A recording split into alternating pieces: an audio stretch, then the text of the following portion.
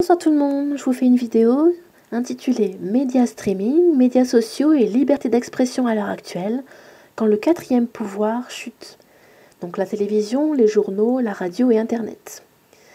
Alors en premier, on va voir la définition de la liberté de la presse sur Wikipédia. On nous dit que la liberté de la presse, c'est l'un des principes fondamentaux des systèmes démocratiques qui reposent sur la liberté d'opinion et la liberté d'expression. Ainsi, l'article 11 de la Déclaration française des droits de l'homme et du citoyen de 1789 de la Révolution française affirme « La libre circulation des pensées et des opinions est l'un des droits les plus précieux de l'homme, de l'être humain. Tout citoyen peut donc parler, écrire, imprimer librement, et maintenant filmer, sauf à répondre à l'abus de cette liberté dans les cas déterminés par la loi. » Maintenant, venons à cet article de RT, Russia Today en français. Pétition. Plus de 500 000 personnes demandent la libération de l'activiste Tommy Robinson sur la plateforme de pétition change.org.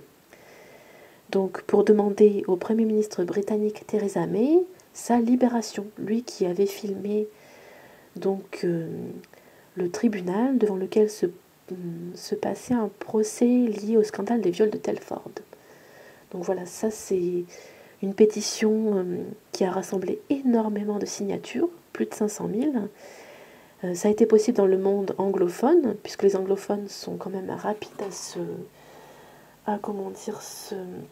se rassembler pour une cause, alors que peut-être dans le monde francophone, ce n'aurait pas été la même chose.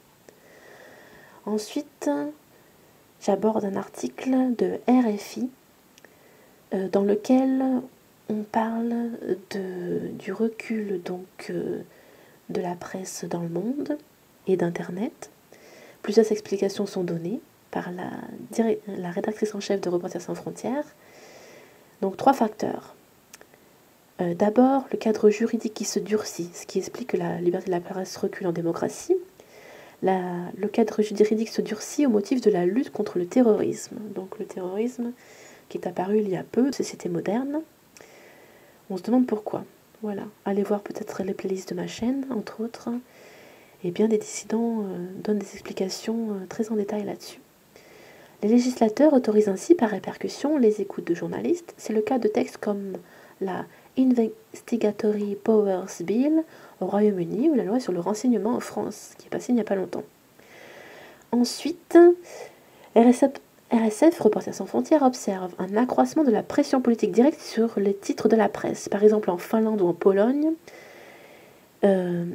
donc en Finlande, pays pourtant souvent cité un exemple en matière de liberté de la presse, 2 journalistes ont démissionné en décembre dernier parce qu'il leur était demandé de produire moins de reportages critiques sur le gouvernement. Idem en Pologne. Ensuite, je suis allée faire un tour sur un article du site droittechnologie.org qui résume très très bien la situation. Alors on remonte, le titre « Liberté sur Internet », une étude mondiale pointe une inquiétante dégradation. Donc la dernière étude annuelle est parue cette année universitaire, donc en décembre 2017. Donc cette année, de très nombreux gouvernements ont multiplié les atteintes aux libertés sur Internet, coupure d'accès dans certaines zones, interdiction des VPN, pour les entreprises notamment, manipulation d'élections à grande échelle, à échelle nationale et régionale parfois, infiltration des réseaux sociaux, donc sur le net, recours à des robots pour dénigrer les militants, etc. La France, qui était bien classée jusqu'à présent, est dorénavant officiellement en baisse pour la 4e année d'affilée. Donc voilà, l'ONG américaine, on la présente en tête. Dans un premier temps, manipuler les réseaux sociaux pour affaiblir la démocratie. Donc manipuler les réseaux sociaux, c'est manipuler l'opinion publique des peuples du monde. Le rapport souligne les principaux constats suivants. Donc technique de désinformation, manipulation en ligne et tactique de désinformation. Méthode de désinformation ont contribué à faire cette année la 7e année consécutive où la liberté sur Internet est globalement sur le déclin, ainsi qu'augmentation de la perturbation des services d'accès à Internet, comme on verra plus bas. Nombre record de gouvernements à restreindre les services Internet mobiles, ainsi que les 3 pays les moins bien classés, la Chine, qui est le pire détracteur selon eux de la liberté en ligne, suivi par la Syrie et l'Éthiopie. Donc on nous dit que des gouvernements partout dans le monde ont augmenté de manière drastique leurs efforts pour manipuler l'information sur les réseaux sociaux durant l'année passée. Donc détournement des discussions en ligne, soi-disant que en Chine et en Russie, mais enfin, je pense que ça a lieu un peu partout dans le monde et en premier lieu en Occident, dans nos chères démocraties. Manipulation des contenus en ligne, bon ça, ils étoffent un peu leurs propos. 5 autres tendances clés. Alors en premier, la censure de l'État cible la connectivité mobile. Donc là, j'avais relevé un petit passage. La plupart des coupures mobiles ont lieu dans des zones peuplées par des minorités ethniques ou religieuses qui ont défié l'autorité du gouvernement central ou cherché à obtenir plus de droits, comme les zones tibétaines de Chine et la région Oromo en Éthiopie. L'accès à Internet a été coupé pour des gens déjà marginalisés dans leur pays, qui en dépendent pour la communication, le commerce et l'éducation. Ensuite, nous avons de plus en plus de gouvernements qui restreignent les vidéos en direct, parce que c'est quand même bien pratique pour la population et l'opinion publique de savoir ce qui se passe dans le monde. Les autorités justifient souvent ces restrictions en déclarant que le streaming en live peut être utilisé pour diffuser de la nudité et de la violence, mais les interdictions totales de ces outils empêchent les citoyens de les utiliser à d'autres fins, comme la liberté de la presse, tout simplement.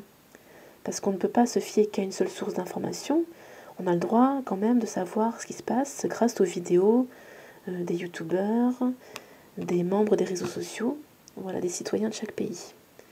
Les attaques technologiques contre les sources d'information, l'opposition et les défenseurs des droits de l'homme augmentent.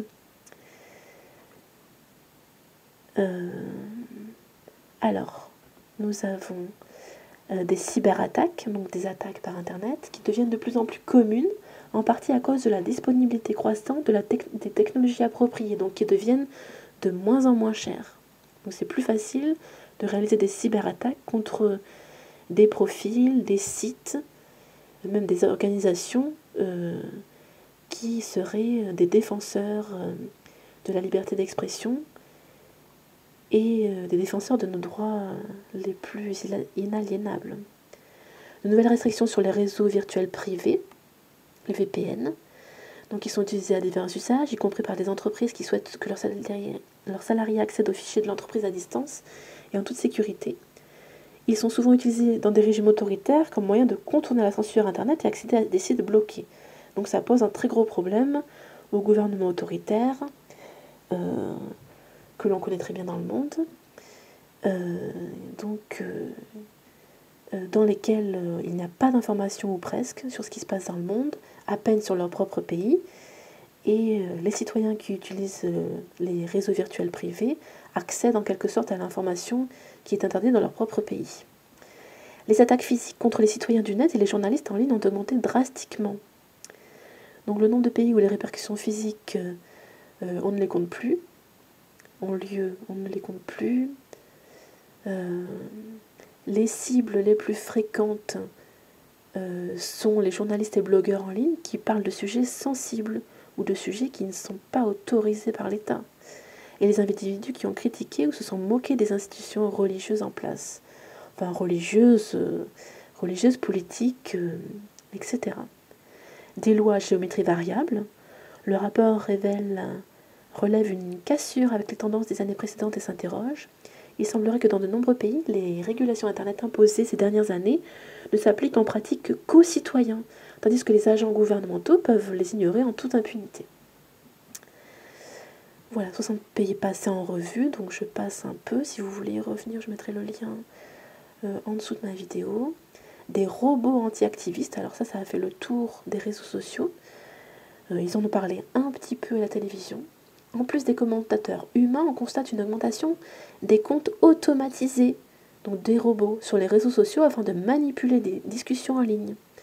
Dans au moins 20 pays, mais certainement beaucoup plus, des comportements d'activité en ligne caractéristiques suggèrent l'utilisation de tels bots, donc des robots en anglais, pour influencer le discours politique.